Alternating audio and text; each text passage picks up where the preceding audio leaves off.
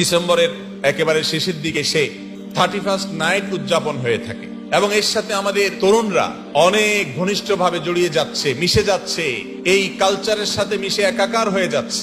ও মুসলমানের সন্তান, 31st night আপনাকে উদযাপন করতে হবে, নববর্ষ আপনাকে উদযাপন করতে হবে। আপনার জীবনে আনন্দ বিনোদনের জন্য নির্মল, স্বচ্ছ এবং পবিত্র দুটি ঈদ ইসলাম আপনাকে দিয়েছে। সেগুলো কি যথেষ্ট নয়?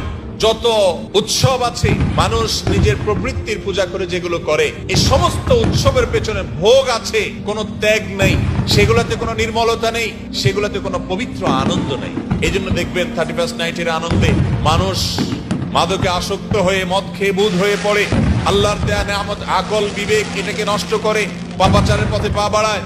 এখানে কোনো সামাজিক মূল্যবোধ বলতে কিছু থাকে না, গরিব দুঃখীকে দান করার বিষয় থাকে না, শুধু ভোগ করো ভোগ করো ভোগ করো। যত নববর্ষ আছে সব নববর্ষ মানে তুমি ভোগ করো, এখানে ত্যাগের কোনো শিক্ষা নাই। আর ইসলাম আমাদেরকে এমন এক আনন্দ দিয়েছে যে তুমি আনন্দ করবা ঈদুল ফিতরে, আগে গরিবের ঘরে খানা পৌঁছাও, গরিবের মুখে হাসি ফোটাও, এরপরে তুমি মসজিদে ঈদগাহে গিয়ে তুমি হাসো, মানুষের মুখে আগে হাসি ফোটাও। ঈদুল আজহা এসেছে, কোরবানির গোশত গরিব দুঃখীকে দাও, আত্মীয় স্বজনকে দাও, তুমি খাও। তাহলে ইসলাম যে উৎসব দিয়েছে সেই উৎসবটা সমাজের মানুষের জন্য অধিক উপযোগী না মানুষের বানানো এই সমস্ত উৎসব যেগুলা মুক্ত মনারা তথাকথিত তারা যেগুলার আবিষ্কার করে, যেগুলার মার্কেটিং করে, সেগুলো এই সমাজের জন্য অধিকতর উপযোগী বলার অপেক্ষা রাখে না। নববর্ষ বা বছরের নতুন দিনটাকে বিশেষভাবে উদযাপন করে আনন্দ ফুর্তি করে কাটানো, এটা অগ্নিপূজকদের কাজ।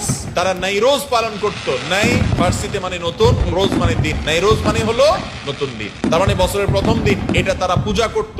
সেখান থেকে এই ফরম্যাটটা বিভিন্ন ভাবে চেঞ্জ হতে হতে এখন সেটা 31st নাইট বা নিউ ইয়ার উদযাপন নামে আমাদের কাছে আসছে। ও মুসলমানের সন্তান, আপনি তো এত কাঙ্গাল না, আপনার সংস্কৃতির মধ্যে কোনো অভাব নাই। আপনার জীবনের প্রত্যেকটা ক্ষেত্রে কোরআন এবং হাদিস সুস্পষ্ট নির্দেশনা আপনাকে দিয়েছে।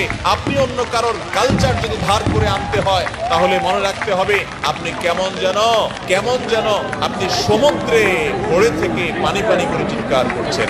আপনার চাইতে সমৃদ্ধ আর কেউ নেই, আপনাকে আল্লাহ তাআলা সবচেয়ে সমৃদ্ধ করেছেন। অতএব এই সমস্ত নষ্ট কালচারের পথে পা বাড়াবেন না, এগুলো কখনো সুখ দেয় না। যারা এই সমস্ত ভোগের পেছনে পড়ে থাকে তাদের সেই ভোগটা নোংরা ভোগ থাকে, পরিচ্ছন্নতা নির্মলতা থাকে না। আপনি খেয়াল করেন ঈদুল আজহাতে, ঈদুল ফিতরে যে আনন্দটা আমরা করি, কিচ্ছু না করেন ঈদগাহে যান, ঈদের নামাজ পড়ে বাসায় ফিরেন, যে নির্মলতা, যে স্বচ্ছতা, যে সুন্দর পবিত্র আনন্দের অনুভব আমরা করি, সেটা কখনো এই সমস্ত ভোগের, এই সমস্ত কাফির এবং মুশরিকদের শেখানো তথাকথিত দিবস পালনের পেছনে থাকে